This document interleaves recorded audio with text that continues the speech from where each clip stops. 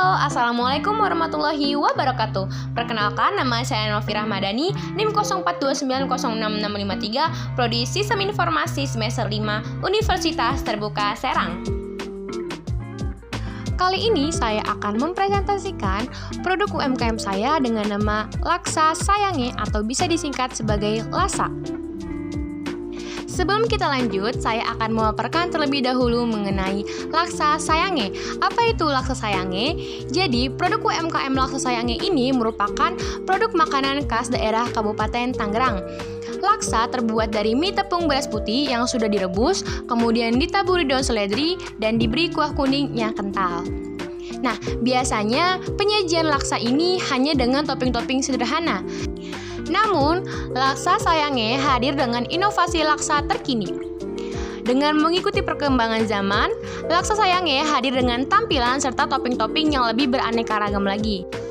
Kemudian, hal yang melatar belakangi saya untuk menciptakan atau membuat inovasi Laksa Sayange adalah untuk menjadikan makanan khas Tangerang ini lebih dikenal oleh masyarakat Indonesia. Bahkan bukan hanya di Indonesia, tapi juga saya menargetkan Laksa Sayange ini bisa terkenal di seluruh mancanegara. Jepang punya mie khas dengan nama ramen dan Korea memiliki mie khas bernama ramyeon. Maka Indonesia juga punya mie khasnya sendiri yaitu laksa. Maka dari itu saya ingin membuat laksa menjadi lebih go internasional lagi dan dapat bersaing dengan makanan-makanan lainnya. Kemudian, permasalahan dari produk atau makanan laksa ini adalah laksa itu kebanyakan dikonsumsi oleh kalangan orang tua saja dan tidak ada inovasinya sehingga kalangan muda enggan untuk memakannya.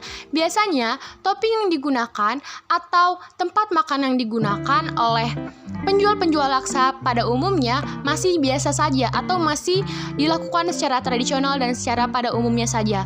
Maka dari itu, solusi yang saya ciptakan adalah untuk menciptakan laksa dengan tampilan baru dan lebih modern lagi. Kemudian mengikuti tren makanan terkini dan menyediakan laksa kemasan instan. Biasanya kita hanya memakan laksa di tempat dan tidak bisa kita bawa pulang untuk kita masak nantinya. Maka dari itu saya membuat suatu inovasi dengan laksa kemasan instan. Visi dan misi dari Laksa Sayange. Visinya adalah tentunya untuk menjadikan laksa sebagai makanan yang terkenal bukan hanya di Indonesia tapi juga di seluruh mancanegara. Misinya adalah dengan membuat laksa dengan bahan-bahan yang berkualitas, kemudian selalu mengikuti tren dengan harga yang tentunya sangat terjangkau. Selanjutnya adalah peluang-peluang dan target pasar dari produk UMKM Laksa Sayange. Peluangnya adalah yang pertama, pesaingnya masih sedikit. Karena apa?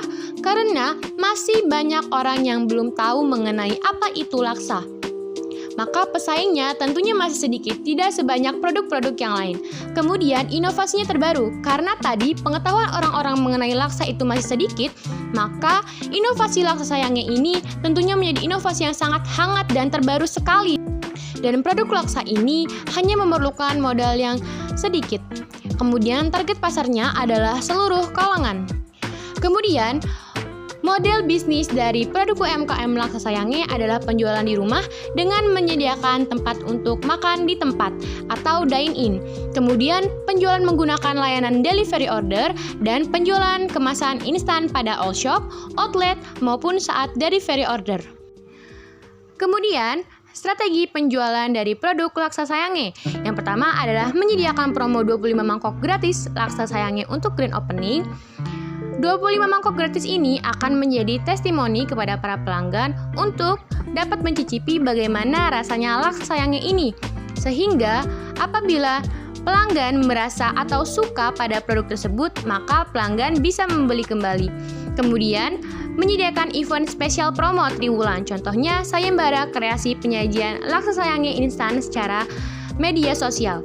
Kemudian menyediakan menu spesial musiman. Contohnya, menu spesial Piala Dunia 2022 adalah Laksa Sayange kuah kari.